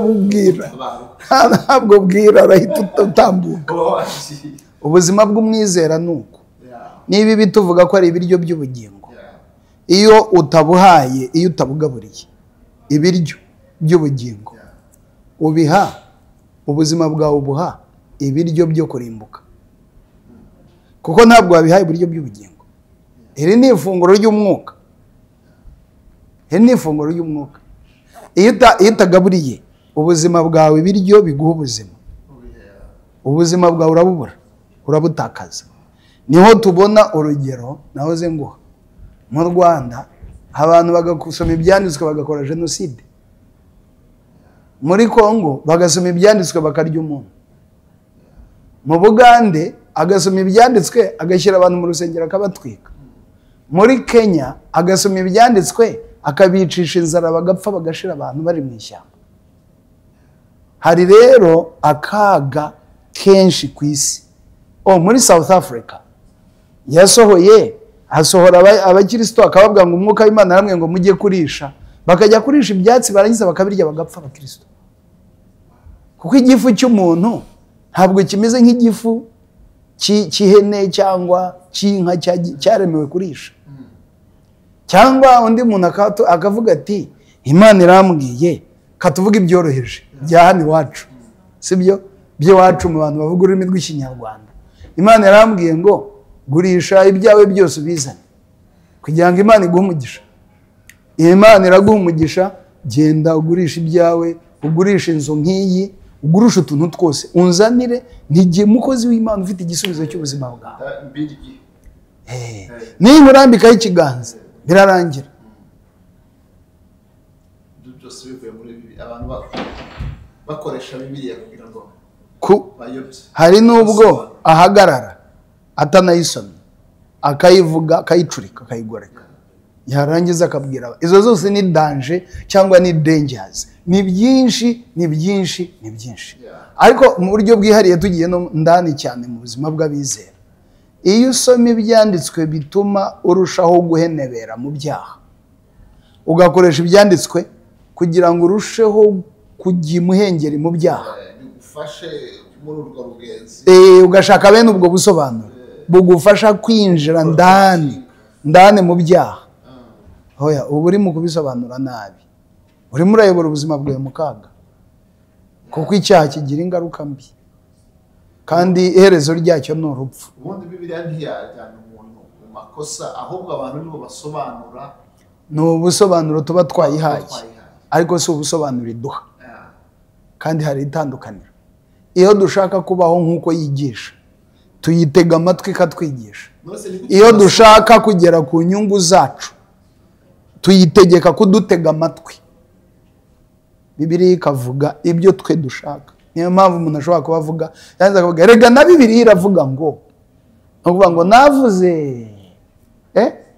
nsoje nshaka kubabwira ngo rega ibyo mvuga burya na Bibiliya irabishyigikira. Bibiliya ikaba umushyigikizi aho kugira ngo iduhindure twe duse nkayo. Hari ijambo sinzigira mwarivuzeho byo gusobanura Bibiliya, umuntu ayisobanuza imitekerereze yo kwabyumva. Muri theology babyita exegesis cyangwa presupposition, ni ukuzana ibintu byawe bipfunyika by'ibitekerezo byawe wikoreye ukabinyuza mu mubirikira wanditseho Bibiliya. Noneho abantu babibona bisohokamo hariya mu mubirikira. Umubirikira urawuzi muri fano, bawubona hariya usohokamo bakagira ngo ni Bibiliya uri mu kuvuga batabizi neza. Uba wazanye umutwaro w'ibitekerezo byawe ukawunyuza muri Bibiliya kugira ngo abantu bemera Bibiliya bose bumve ko ari Bibiliya ivuze. Noneho wasukamo byasohokera aha bakagira ngo ni ibya Bibiliya, ariko ni ibitekerezo byawe. Ni gute waza noneho ntuzane ibyawe ukazana ibya Bibiliya? Ni ukuvuga turasubira ahandi twahereye. Iyo ari ijambo ry'Imana, umukunzi yandikiye uwo akunda, sibyo? Ujya mugiye gusoma, urabyumva? Jyewe iyo mbyutse nkasenga mu gitondo, sibyo, hari urubuga rw'umuryango wanjye njyamo nkareba ibyo banditse, nubwo nzi ko bahari nabo bazi ko mpari, ariko iyo banditse buri muntu asoma ibyo undi yanditse akamenya ubusobanuro. Ugenda utazi, ntacyo ugenda wikoreye ngo uvuge ngo reka njye kuri rwa rubuga ngo yanditse ibisa nk'ibyo ntekereza. Ugenda ibyo yavuze ukamenya ko niba umwana yanditse afite ikibazo cyangwa ari ikintu arimo gushima Imana yamukoreye. Bibiliya ni ubutumwa, umuntu akwiriye kuyijyamo ntabyo ajyanyemo, akagenda ikamwigisha, kuko ni umwigisha ukomeye. Noneho inyigisho yamuhaye akayikura muri Bibiliya ikamujyamo, ikamuhindura uko atekereza nuko akora nuko yizera. Thank you so much. Asante kabisa. Hanyuma ikibazo ngira ngo ni icyanyuma. Dufite ikibazo abantu umupasiteri cyangwa umwigisha akigisha agafata agasoma agasoma noneho akavuga buryo umuntu ntamenye, ukabura icyo utahana uwo wateze amatwi. Ibyo biva kuki? Ibyo ni tuzabigira ibyo, kandi abantu bari expected ko bagomba gukura mu itorero, ariko umwigisha yajya kwigisha akavuga ibintu ukabura ikintu.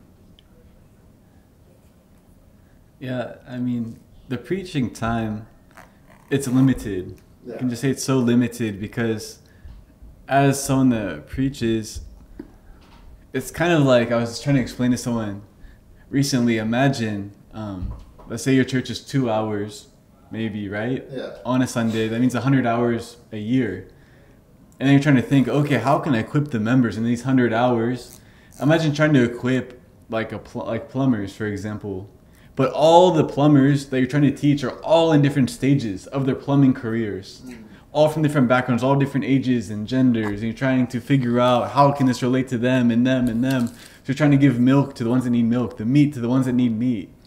So the sermon time is limited because we're trying to hit and touch on, so everyone gets benefit from it. But at the same time, you can't say something that's going to make sense for everyone. If you go too high to reach those that know more, these will get lost. If you reach the ones with the milk, these ones will be bored. Yes. And so that's why we need Bible studies. We need small group time. We need discipleship time. We need times outside of the preaching time. The preaching time is so limited that we need other avenues in our spiritual journey where we're actually reading the Bible with other people in a community, which is what we're meant to be doing. Yeah. Reading the Bible in community, not just getting it from one person. And then the challenge is, if you hear a wrong statement from the pastor and you just start sharing it, all these bad theologies can start being popularized. But instead, we need to utilize Bible studies, discipleship times, Sunday school times, whatever it is, so that we can meet in small groups and discuss the Word of God, where you can bring your questions to other people. If you are confused from the sermon, write it down. And then you can ask a leader, you can ask someone else in that time. But you can't just assume the sermon is all I need, and then you're confused and you come the next week with the same questions that are not being answered. It's normal to have questions from the scripture, but we need other people in community to ask those questions with, so we don't get confused and just start saying things that are not true about the Word of God. And we just keep these questions to ourselves, not even having community where we're actually sharing the Word of God with each other.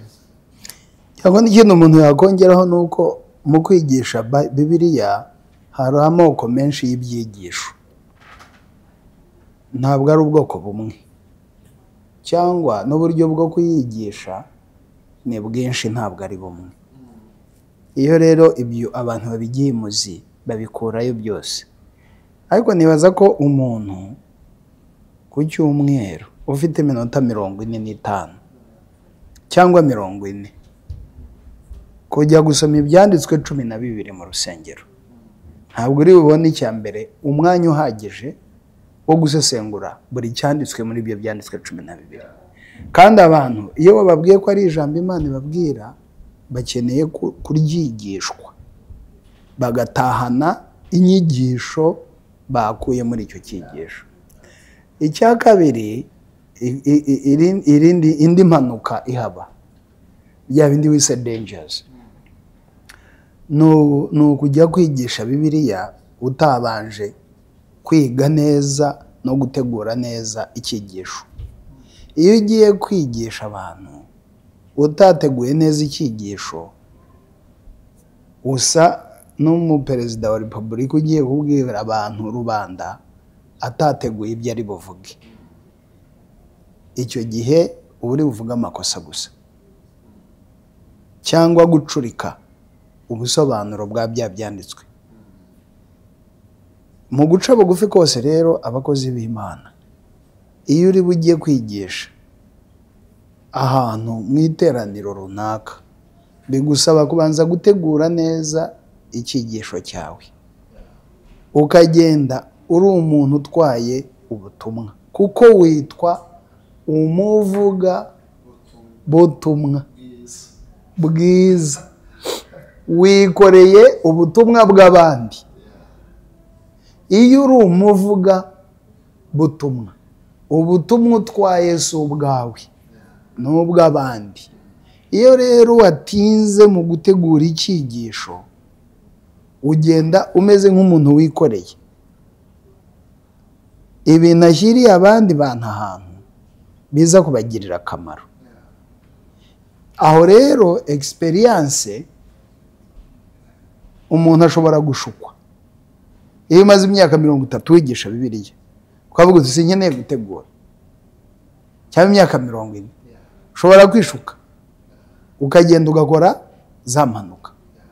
Ni nko kuvuga ngo jyewe menyereye gutwara mu muhanda, nkange urugero maze imyaka irenga 20 ntwara imodoka, none ukavuga uti kizi imodoka iri mu muhanda, ndashyira amaguru kuri accelerateur, hanyuma ubundi nkureho amaboko imodoka yitwara.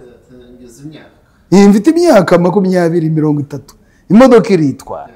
Ntabwo bibaho. Umushoferi mu muhanda waba umaze imyaka 30 cyangwa 40 n'uwatangiye nimugoroba mwese numva rero n'uburambe ni bwiza, araho bugufasha. Ubumenyi butkomoka mu burambe haraho bugufasha kwihutisha gutegura icyigisho, ariko buri muntu wese ashinzwe gutegura icyigisho. Icyanyuma nsorezaho, abantu baza kutwumva ku cyumweru batanga ikiguzi. Ushobora gusanga nka muri Amerika umuntu atwara imodoka iminota 20, tubivuze mu rurimi abanyafrika bumva, ugasanga umuntu aje gusenga atwara ibirometero 40 cyangwa miles 20 cyangwa miles 15 no gusubira yaratwara izindi. N'urugendo runini, imodoka ye yayakije, yagizemo essence, none icya gatatu yashyizemo n'umuryango we, ateruye umugore n'abana. Ufite abana bangahe? 4. Uzanye abantu 6 mu rusengero. Aba bantu 6 bose nta kindi kibaguye iwanyu, nta kindi si ugupasa umwanya, barashaka gutaha bumvise Imana ivugana nabo. Rero mu guca bugufi kose, umukozi w'Imana ariko gutekereza aba bantu b'Imana baje bansanga, batanze ikiguzi, bashaka kumva Imana, jyewe baranze, aho bansanga barahazi, mfite iwanjye mu rugo. Iyo bashaka kureba jyewe bari kunsanga iwanjye tukaganira ibintu byacu bisanzwe, ariko mu rusengero baje kumva Imana. Ni iby'agaciro rero abantu b'Imana kububaha, ukubaha Imana yabo, ukajya kumva Imana ikibigisha, ukikorera ubutumwa Imana yabahaye ku cyumweru ukabubashyira, cyangwa umunsi w'amateraniro ti bene data ngubu ubutumwa Imana yabahaye, bagataha bishimye. Uzi ko hari abakristo babizerwa. Urusengero nyobora i Kigali maze imyaka 22 nduyobora, siko hari abantu bari barurimo umunsi rutangira n'ubu bakirurimo. Tekereza rero umuntu w'Imana umaze imyaka 20 aza kugutega amatwi. Iyo myaka ni myinshi, imyaka 20 buri munsi uri bumubwira ibinyoma. Kumara imyaka 20 buri mwaka ufite ibyumweru 50 na bingahe na 2. Ufata ibyumweru 52 ubikube n'imyaka 20. Urebe ubwinshi bw'ubuyobe washyize mu buzima bw'umuntu. Arajyaho uwo muntu kuherezo. Niba wararindagije uwo muntu akaba agiye kurimbuka, waramushyizemo ibinyoma. Imana nikubaza amaraso ye ku munsi w'imperuka, uzatanga iki? So mu kubaha Imana rero kurusha icyubahiro twubaha abakozi b'Imana. Abakozi b'Imana baguriye kumara icyumweru ari ku mavi asoma ibi byanditswe, abaza Imana icyo ishaka ko ashyira abantu b'Imana. Yamara kukibona neza kwa gatandatu yagiteguye. Mu mikorere y'iki gihe turimo hari ibikoresho byinshi, yacyanditse, yagishyize mu nyandiko, yagitunganyije, yamaze kukirinda. Hari ibyo atari buvuge muri iki cyigisho, message y'Imana, hari ibyo atari buvuge. Kera twabayeho mu myaka ya za 70-80, itumanaho rigoranye, telefoni zidahari, email zidahari, noneho we bakagutuma uri umwana, papa wawe avuga ati sha David haguruka ujye kwa se wande. Ise wa Alex yitwa nde papa wawe? What's what? Papa wawe yitwa nde? Bruce. Isaka akubwira ati haguruka ujye kwa Bruce umubwire uti nagize ikibazo angurize amafaranga 100,000. Nagize ikibazo nzayamwishyura. Ugahaguruka kirazira kugera mu nzira ukavuga utereka nongeremo 200 cyangwa kangabanyeho 50. Cyangwa ukagenda ukamubwira uti, ukajya kwa Bruce ukamubwira uti papa yambwiye ngo umuhe amafaranga, umugurize amafaranga 100,000, umugurize n'intebe, umugurize n'ameza, umugurize na telefone. Noneho tekereza so muri cya gihe cyacu agiye kubona akabona urahinduye. Uzanye ko Bruce yari umugabo mwiza, uzanye telefoni, uzanye ameza, uzanye intebe, uzanye n'ifaranga. Ibi byose ntabyo nagutumye. Cyangwa rya faranga wariretse, uzanye ibindi atigeze gutuma, uzanye ibindi byose, ifaranga ntabwo yigeze gutuma. Iyo bagura umwana mwiza cyangwa intumwa nziza, waragenda ukavuga papa yitwa nde papa? Papa Sadoki arambwiye ngo afite ikibazo, mugurize 100,000 azabikwishyura. Bruce agahita agora ku mufuka akabara 100,000, ntabwo ari 100 kuko wavuze 100, agahita bimuha abiguha. Ukiruka ukabishyira ahantu heza atabona, ukiruka. Twajyaga dutwara ibintu byitwaga rupanga, nanjye simbyibuka mu Kinyarwanda uko babyita, kariya kantu kaba kariho inkingi z'igare. Igare wakuyemo inkingi ugashyira hagati hano, n'ibintu bya kera cyangwa ntabwo mubizi, kagatuma wiruka ku kantu. Ukiruka kilometero 20, ukagera kwa muzeyi ukamuha 100,000. Muzeyi iyo umuhaye 100,000 Sadoki ahita yumva ko ubutumwa yaguhaye wabugejejeyo, uwo wabuhaye yabwumvise, yakoze icyo yamusabye, nawe ukizanye. Abavuga butumwa bose bameze nka David.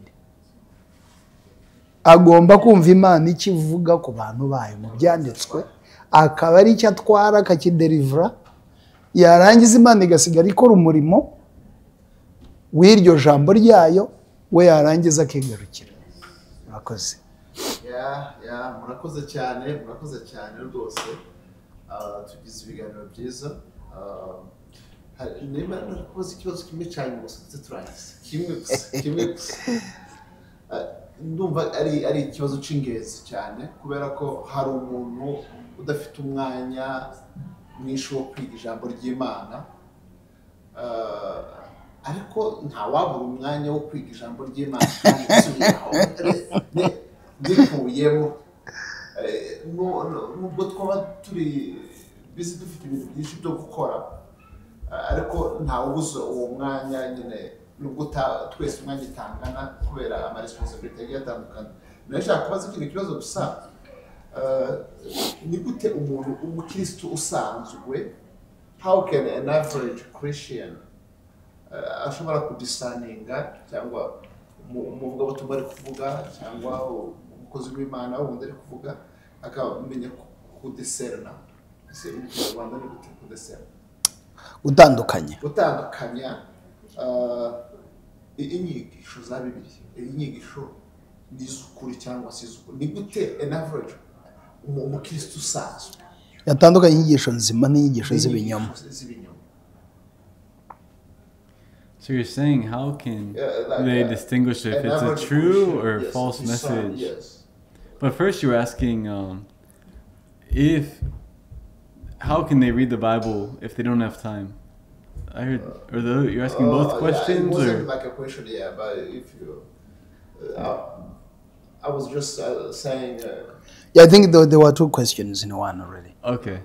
Yeah, I would say first that now, like, the Bible's so accessible. We have our phones. Yeah. Like, even I was encouraging, like, truck drivers, for example, if they're on the road, there's audio Bible. They can listen to it. They can read it. So there's many ways that we can be creative, whether it's a little bit in the morning, a little bit at night. Like, you can just try to find those times where you can at least read some or listen to some every day. Yeah. Because that's how, I mean, it answers your second question. That's how you're going to discern. You have the Holy Spirit inside of you is one thing. He helps you discern truth from error, and then also from us reading the Word of God. That is what helps us to discern truth from wrong. I mean, if someone is telling me about a psychology book and I've never read it, I can't know if it's true or wrong unless I'm exposed and familiar with it. Yeah. And that's why, whether you're a pastor, as Pastor Godfrey was sharing, we can't just, as pastors, not keep learning. Like, all of us are learners. And I think that's the big takeaway. Like, each one of us is on our spiritual journey growing. And so whether you're a pastor or it's your first day being a Christian, all of us are on our spiritual journey and we're still learning. And that's how we have something to share to the members, because we're all still learning. We never fully arrive and say, I am at the place and I don't need to learn again from God. Like, that's a dangerous place to be. So if all of us are truly learning and we have something to share, because the Holy Spirit is revealing it to us as we're reading the Word of God, that's what it is. And that's why we need to be in community, because we're all learners. We're all on the spiritual journey. And we need to grow, learn from one another. And that's how we can distinguish what is truth, what is error. Because then I can say, oh, wait, that is wrong, because in this particular section of the Bible, it contradicts it. And so the more we're familiar with the Bible, the more easily we can spot. And that's ultimately the pastor's job. The pastor's ultimate job is not necessarily being the main teacher, but it's making sure the theology in the church is true. And so the pastor should recognize first the truth from the error in the church, but members should be able to do the same thing because they're familiar with the Word of God. Nongeyeho gatoya nkoresheje urugero nigeze gutanga ko ibyo ijambo ry'Imana ari ibyo kurya by'ubugingo. Umuryi wese ashobora kumenya ibiryo bipfuye bigaze n'ibiryo biryoshye bishyushye. Ndavuga umuryi wese. Niyo twakora inyandiko igitabo cya page 300 kisobanura ibiryo bigaze n'ibiryo bizima, ariko umuntu wese w'umuryi kugaga uracyumva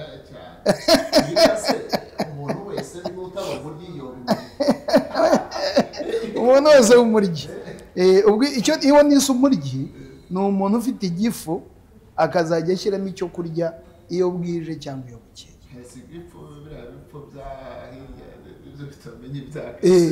Ubundi buri muntu wese ufite umunwa.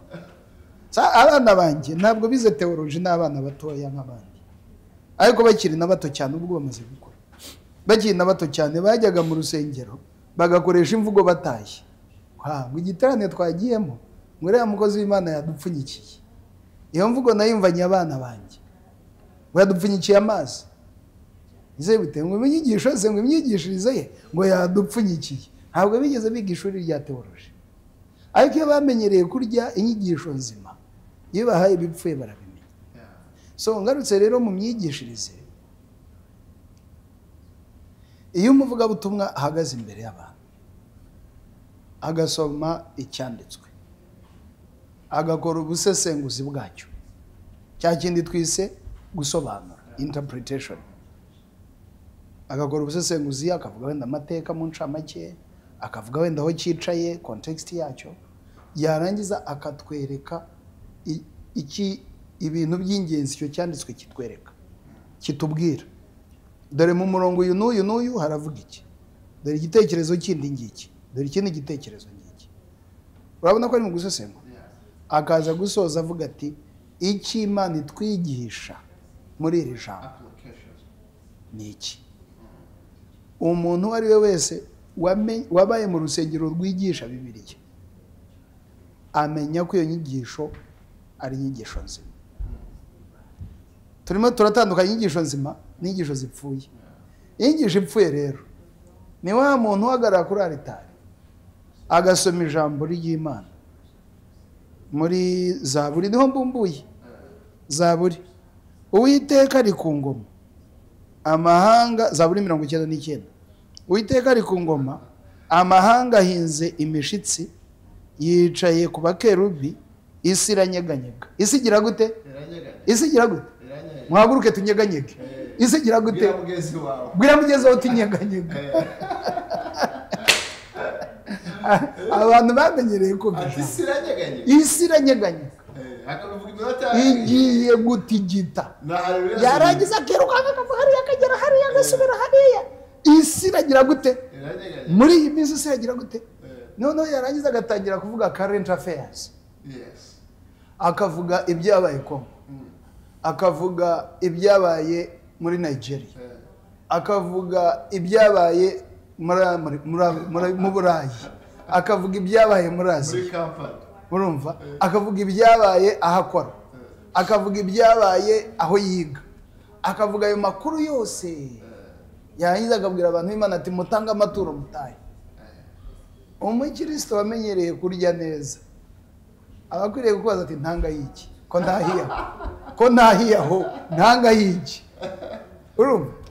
Ariko umuntu waje agasoma icyanditswe akasesengura akakidusobanura, ko twese twaje turagisomye n'ubwa mbere, kuva ku wa mbere kugera ku cyumweru twirukangaga inyuma y'isi dushaka imibereho. Pastor, ubu ni wowe tuje ngo twunge n'Imana, utubwire urukundo rw'Imana. Hanyuma icyo cyanditswe wamara kugisesengura ukaza kutubwiramo inkuru nziza. Mu by'ukuri no mu bitabo hano byanditsemo guca imanza siko harimo inkuru nziza. Muri teoloji babyita salvific judgment. Imana yacaga urubanza ariko igamije kugarura abantu bayo kuri yo. So inkuru nziza rero nicyo Yesu yaduhaye kugeza ku isi, kugeza ku batuye isi. Mugende mahanga yose mubwire abantu ubutumwa bwiza. Inkuru nziza niyo message y'umuvugabutumwa. Kandi inkuru nziza ibyo dufasha we muvugabutumwa ni ukutubwira iyo nkuru nziza ikomoka, ni ukutubwira aho yicaye, ni ukutubwira ubusobanuro bwayo, ni ukutubwira icyo udusaba. Imana yakudutumyeho iradusaba iki. Wibuke icyo Sadoki yabwiye nde? David, genda umbwirire Bruce aguha 1,100. Message igomba kuba iri specific, isobanutse, itwigisha neza icyo ukeneye gutaha. Mwakoze. Ari ukuntu Pastor Alex yavuze ngo kiriya rero kijyanye umuntu kubura umwanya wo gusoma Bibiliya ni nko urugero, ni nko gutunga imodoka ukabura umwanya ujya muri ekori kumenya gutwara imodoka. Hego ubuzima bwawe n'ubwawe. Erega uzi pastor isi bambe brother David, uzi ko isi igira umwanya ungana, uzi ukuntu Imana yabigenje? Twese ku isi yaduhaye umwanya ungana, twese dufite umwanya, kandi twese nta mwanya dufite, ariko twese dufite umwanya. Nta muntu ufite amasaha arusha yundi, ahubwo ibintu duha umwanya wacu nibyo bintu bifite agaciro muri twe. Jyewe maze kumenya ko iri jambo rifite agaciro, maze imyaka 14 ndiyiga ku rwego rwa kaminuza, buri munsi ndi mu class, kugeza ku rwego ngezeho ndacyaryiga, ndi umunyeshuri w'ijambo. Imyaka 14 buri munsi nicara imbere ya mwarimu unyigisha ijambo, cyangwa nicara imbere y'igitabo yampaye gusoma, kurangiza imyaka 14. Ubwo se nta byo gukora bindi nari mfite? Sinari mfite se company z'ubucuruzi nashyize hasi icyo gihe? Sinari mfite se ibikorwa bindi nakoraga? Abantu se twari kumwe icyo gihe imyaka 14 ishize batakurikije uyu murongo, bahagaritse gukora? Oya, barakora. Ariko se bakora ibiki? Ibyo imitima yabo yemera ko ari byo bifite agaciro. Iri jambo iyo amaze kuvuga ngo niryo rifite ubuzima bwanjye hano mu isi n'ubuzima buzaza, uriho umwanya. Iyo wumva ko nta mwanya rifite, nta gaciro, ubura umwanya. Ntabwo ikibazo ari umwanya udafite, ntabwo wabihaye agaciro, ntabwo wabihaye agaciro. Najyaga njya kuryiga muri za kaminuza ntafite minerivare, ahantu hakamaze batuzishyura iki? Imana. Nkajya ku mavi nkamara igihembwe nsenga, nkamara icya kabiri, nkamara umwaka, nkamara uwa kabiri, nkamara uwa gatatu, kugeza n'ubu ndacyarwana intambara ya minerivare. Ariko kubera iki? Iri jambo ni ubugingo. Ntabwo wafata ubugingo ngo ubufate uko ushatse, ngo ubufate uko ushatse ubu burira umwanya. Hari umuntu muzima ubura umwanya wo gukaraba cyangwa wo kuborosa byutse, cyangwa wo kwiyambika? Ubu buzima bw'umubiri se ko tubuhe ibyo ukeneye, tukumva ubuzima bw'umwuka aribwo tugomba gukereza? Nuko tutaragera ejo hazaza, nuko tutaragera mu buziraherezo ngo turebe ingaruka z'ubukene bw'ijambo icyo zaduteje. So umuntu wese ureba kure abibonera umwanya, kuko iri ni ryo jambo rikwiye guhabwa umwanya w'ingenzi. Yeah. I'll say too that it's kind of like, as you said, it's food. Like no one says, I don't have time to eat. I've never heard someone say that. I don't have time to eat. So if this is our spiritual food to nourish our spiritual bodies, that means we need to find time for that. Otherwise we're going to starve spiritually. So if we have enough time to eat, we have enough time to do our own programs, we need to find time for the Word of God.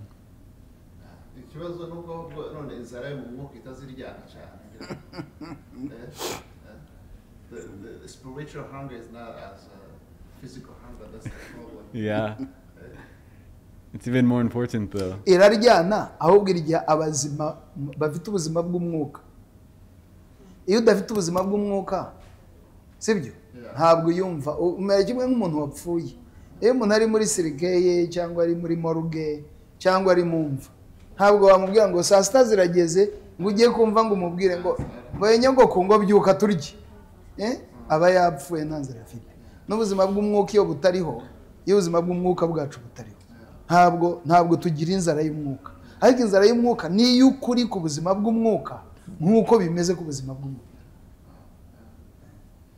Murakoze cyane, murakoze cyane rwose. Reka turangize, sinzi nimba Pastor Alex afite ijambo rimwe ryo kurangiza tuzinga ibyo turangije kuvuga amana Pastor Godfrey nawe arafata umunota nk'umwe nawe arafunga ibyo turangije kuganira ariko turabashimiye abantu bategereye ibi bintu bikurikiye ndizera ko tugiye gufata urundi rugenzi rw'ubuzima tugiye gufata imyanzuro tuve mu madini tuve muri ideology runaka ahubwo twinjire mu ijambo ry'Imana dusome ijambo ry'Imana ntidusome gusa ahubwo twiga ijambo ry'Imana tubitindemo rihindura ubuzima bwacu kuzageza ubuzima bw'iteka ryose bitarahangaha gusa reka Pastor Alex afate umunota umwe azinga ibyo turangije kuvuga na Pastor Godfrey. I'll just say how we're born. The Bible is unnatural for us at the beginning. That's why when you say bringing your thoughts to it, the Bible should form our thoughts, but it takes time. It takes time to learn. It takes time to grow and study what the Word of God says. And so as Pastor Godfrey said, we need to prioritize it because we are so far from what the Bible calls us to do, calls us to be. And so that's where the Bible should form us day by day by day as we grow and learn what the Word of God says. We can't learn the whole book in one day, in even 1 year. But as Pastor Godfrey said, he's been a pastor, he's been studying it for years and years, and yet each one of us is still learning, still growing, learning new things about who God is. And that's the important part. We're not just learning a random book and say this is important, but this is actually the God of the universe wanting to communicate with us. And so let's do our best through the Holy Spirit's empowerment to make the most of our time in this world. Our time in eternity is so much longer than our time in this world. So we really need to focus on what matters the most and reprioritize our mind on eternity while we're here. Because these days are so short compared to eternity. So we should really prioritize. We want to read this word not just because it's a random book, but it's the Word of God. And so we should prioritize the Word of God and what He wants to speak to us today. No gushimira cyane amahirwe twahawe yo kongera kuvuga iby'ijambo ry'Imana. Kandi rwose abadukurikira ndetse n'abatwakiriye hano turabashimira, ariko icyo navuga kimwe gisoza ijambo ry'Imana ni umutsima wavuye mu ijuru uwuriyeho. Yesu yaravuze ngo ntabwo azapfa iteka ryose. Abantu nibahuguke. Yesu yarigishije aravuga ati byatumarira iki kurya isi yose n'ibirimo byose twarangiza tukabura ubugingo. Ubugingo yarabuduhaye buri hano mu ijambo. Abantu nibashake ibibatunga ariko banyurwe. Umuntu anyurwe n'ibyo yabonye, agire umwanya wo gushaka ibimubeshaho hano ku isi, agire n'umwanya wo gushaka iby'ubugingo. Icyanyuma narakijijwe imyaka nka 34 ishize. Nagirirwa ahantu ntashobora kubona Bibiliya. Urusengero rwacu twese aho nizereye nta muntu n'umwe wari utuze Bibiliya. Ku musozi w'iwacu hari umuntu umwe uyifite. Naho nahereye mu kwizera. Najyaga njya gusoma Bibiliya y'uyu muntu wasengeraga mu rundi rusengero, akabanza kunkoresha imirimo yo mu rugo kugira ngo mbanze nsome Bibiliya ye. Akambwira ati nayiguze amafaranga, banza unkorere imirimo hanyuma nanjye ndaguhusome. Nari nemerewe kugiwe gukora 3 mu cyumweru kugira ngo nshobore gusoma Bibiliya ye. Namukoreraga 3 mu cyumweru. Aho niho nahereye. Bibiliya afite ntizibarika ngira ngo izo mfite aha, izo mfite muri Afrika. Ariko icy'ingenzi naje kumenya ko Imana yakunze abari mu isi, iduha ijambo ryayo, urwandiko rw'urukundo. Umuntu wese uvuga ko akunda Imana akwiriye guhugukira ibyanditse muri uru rwandiko, kandi ni ibiryo by'ubugingo.